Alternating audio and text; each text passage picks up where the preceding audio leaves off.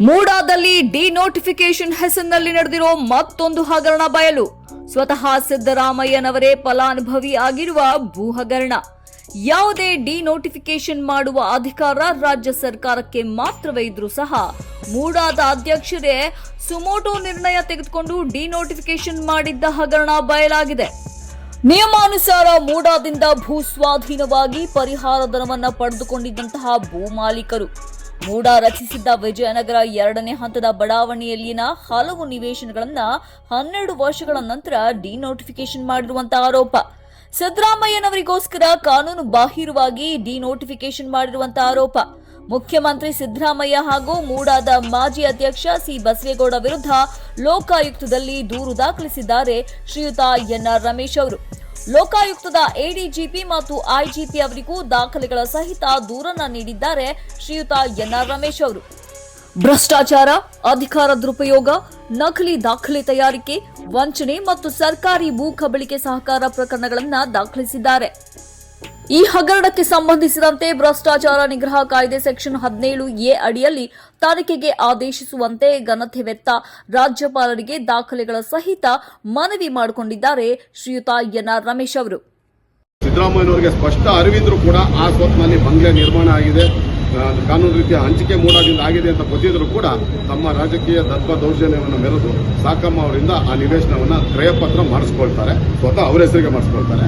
ಆದರೆ ಈ ಕ್ರಯಪತ್ರ ಮಾಡಿಸ್ಕೊಳ್ಳೋಕೆ 27 ದಿನ ಮುಂಚಿತವಾಗಿ ಬಸವೇಗೌಡರು ಕಾನೂನಿನ ಎಲ್ಲಾ ನಿಯಮಗಳನ್ನು ಗಾಳಿಗೆ ತೋರಿ ವಿಜಯನಗರದ 2ನೇ ಹಂತದ ಬಡಾವಣೆ ನಿರ್ಮಾಣಕ್ಕೆಂದು ಮೈಸೂರಿನ ಹಿನಕಲ್ ಗ್ರಾಮದ ಸರ್ವೆ ನಂಬರ್ 70/4A ಜಮೀನು ಸೇರಿದಂತೆ ಹಲವು ಜಮೀನುಗಳನ್ನು 1985ರಲ್ಲಿ ಮೂಡಾ ಭೂಸ್ವಾಧೀನಪಡಿಸಿಕೊಂಡಿತ್ತು. ಸರ್ವೆ ನಂಬರ್ 70/4A ಜಮೀನಿನ ಮಾಲೀಕರಾಗಿದ್ದ ಸಾಕಮ್ಮ ಅವರಿಗೆ ದಿನಾಂಕ 22/11/1985ರಂದು ಪರಿಹಾರ ಧನವನ್ನ ಬಿಡುಗಡೆ ಮಾಡಿತ್ತು ಮೂಡಾ. ವಿಜಯನಗರ 2ನೇ ಬಡಾವಣೆ ನಿರ್ಮಾಣಕ್ಕೆಂದು ಕಾನೂನು ರೀತ್ಯ ಭೂಸ್ವಾಧೀನಪಡಿಸಿಕೊಂಡಿದ್ದ ಸರ್ವೆ ನಂಬರ್ 70/4A ಜಮೀನಿನಲ್ಲಿ ನಿವೇಶನ ಸಂಖ್ಯೆ 3160, 3161, 3162 ಮತ್ತು 3163 ಸಂಖ್ಯೆಯ ತಲಾ 80x120 ಅಂದರೆ 9600 ಚದುರ ಅಡಿ ಅಳತೆಯ ನಿವೇಶನಗಳನ್ನು ನಿಯಮಾನುಸಾರ ವಿಂಗಡಿಸಿ ಅರ್ಜಿದಾರರಿಗೆ ಹಂಚಿಕೆ ಮಾಡಿತ್ತು ಮೂಡಾ. ಈ ಪೈಕಿ 3161ನೇ ಸಂಖ್ಯೆಯ ನಿವೇಶನವನ್ನ ಸುಂದರ್ರಾಜ್ ಎಂಬುವವರಿಗೆ ಮೂಡಾ ಹಂಚಿಕೆ ಮಾಡಿತ್ತು. ಮೂಡಾದಿಂದ ಹಂಚಿಕೆಯಾಗಿದ್ದ 3161ನೇ ಸಂಖ್ಯೆಯ ನಿವೇಶನದಲ್ಲಿ ಮೂಡಾದಿಂದಲೇ ನಕ್ಷೆ ಮಂಜೂರಾತಿ ಪಡೆದು ಸುಂದರ್ರಾಜ್ ಅವರು ಮನೆಯನ್ನ ನಿರ್ಮಿಸಿಕೊಂಡಿದ್ರು. ಭೂಸ್ವಾಧೀನ ಪ್ರಕ್ರಿಯೆಯಲ್ಲಿ ಪರಿಹಾರ ಧನ ಪಡೆದಿದ್ದ ಸಾಕಮ್ಮ ಅವರಿಂದ ದಿನಾಂಕ 26/11/1997ರಂದು ಕಾನೂನು ಬಾಹಿರವಾಗಿ ಕ್ರಯಕ್ಕೆ ಪಡೆದು ನೋಂದಣಿ ಮಾಡಿಸಿಕೊಂಡಿದ್ರು ಸಿದ್ದರಾಮಯ್ಯ. ಈ ಅವಧಿಯಲ್ಲಿ ರಾಜ್ಯದ ಉಪಮುಖ್ಯಮಂತ್ರಿ, ಹಣಕಾಸು ಸಚಿವರು ಹಾಗೂ ಮೈಸೂರು ಜಿಲ್ಲೆಯ ಉಸ್ತುವಾರಿ ಸಚಿವರಾಗಿದ್ರು ಸಿದ್ದರಾಮಯ್ಯ ಅವರು. 6,72,000 ರೂಪಾಯಿಗಳಿಗೆ 80x120 ಅಂದರೆ 9,600 ಚದುರ ಅಡಿ ಅಳತೆಯ 3161ನೇ ನಂಬರ್ನ ನಿವೇಶನವನ್ನ ಖರೀದಿಸಿ ಕ್ರಯಪತ್ರ ನೋಂದಣಿ ಮಾಡಿಸಿಕೊಂಡಿದ್ರು ಸಿದ್ದರಾಮಯ್ಯ.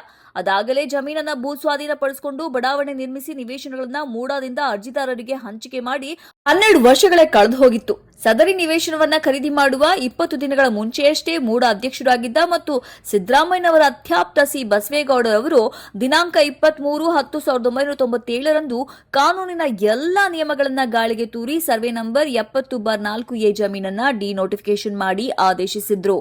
ದಿನಾಂಕ 21/12/1995ರಂದು ಇದೇ ಆದೇಶಕ್ಕೆ ಸಂಬಂಧಿಸಿದಂತೆ ಮೂಡಾ ಆಯುಕ್ತರು ಸದರಿ ಸ್ವತ್ತನ್ನ ಡಿನೋಟಿಫಿಕೇಶನ್ ಮಾಡೋದಕ್ಕೆ ಕಾನೂನಿನಲ್ಲಿ ಅವಕಾಶ ಇಲ್ಲ ಅಂತ ಆದೇಶಿಸಿದ್ರು ಸಹ ಸಿ ಬಸವೇಗೌಡರಿಂದ ಕಾನೂನು ಬಾಹಿರವಾಗಿ ಡಿನೋಟಿಫಿಕೇಶನ್ ಮಾಡುವ ಕೆಲಸ ಆಗಿದೆ. ಈ ಒಂದು ಪ್ರಕರಣದಲ್ಲಿ ಸಿದ್ದರಾಮಯ್ಯನವರಿಗೆ ಕಾನೂನು ಹಾಕೊಳ್ಳಿಕ್ಕೆ ಶತಸಿದ್ಧ ಅಂತ ನಾನು ಅತ್ಯಂತ ಸ್ಪಷ್ಟವಾಗಿ ಹೇಳಕ್ಕೆ ಇಷ್ಟಪಡ್ತೀನಿ.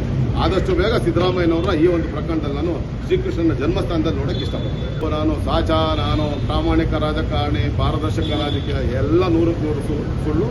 190 ಜನ ರಾಜಾರೋಷವಾಗಿ ಭ್ರಷ್ಟಾಚಾರ ಮಾಡ್ತಾ ಇದ್ರೆ ಸಿದ್ದರಾಮಯ್ಯನವರು, ಕೃಷ್ಣ ಬೈರೇಗೌಡರು ಇಂಥವರೆಲ್ಲ ಒಂದು ಗೋಮುಖ ವ್ಯಾಘ್ರರ ರೀತಿಯಲ್ಲಿ ನೋಡೋದಕ್ಕೆ ಗೋತರ ಇರ್ತಾರೆ, ಒಳಗಡೆ ವ್ಯಾಘ್ರನ ವೇಷ ತೊಟ್ಟಿರ್ತಕ್ಕಂಥವ್ರು. ಹಾಗಾಗಿ ಇವರ ವೇಷವನ್ನು ನಾವು ಪದೇ ಪದೇ ಕಳ್ಸಾಕ್ತಾ ಇದ್ದೀವಿ. ಒಂದಲ್ಲ ಒಂದು ಪ್ರಕರಣದಲ್ಲಿ ಅವ್ರಿಗೆ ಶಿಕ್ಷೆ ಆಗಲೇಬೇಕು. ಅದರಲ್ಲಿ ಈ ಪ್ರಕರಣದಲ್ಲೂ ಆಗುತ್ತೆ. ಹಾಗೆ ಇನ್ನುಳಿದಂಥ 2 ಪ್ರಕರಣಗಳಿಗಾಗಲೇ ಏನೋ ರಾಜ್ಯಪಾಲರು ಕೊಟ್ಟಿದ್ದೀವಿ. ಆ ಪ್ರಕರಣಗಳು ಕೂಡ ಅವ್ರಿಗೆ ಶಿಕ್ಷೆ ಆಗೇ ಆಗುತ್ತೆ ಅಂತ ಅತ್ಯಂತ ಸ್ಪಷ್ಟವಾಗಿ ನಾನು ಹೇಳಕ್ಕೆ ಇಷ್ಟ.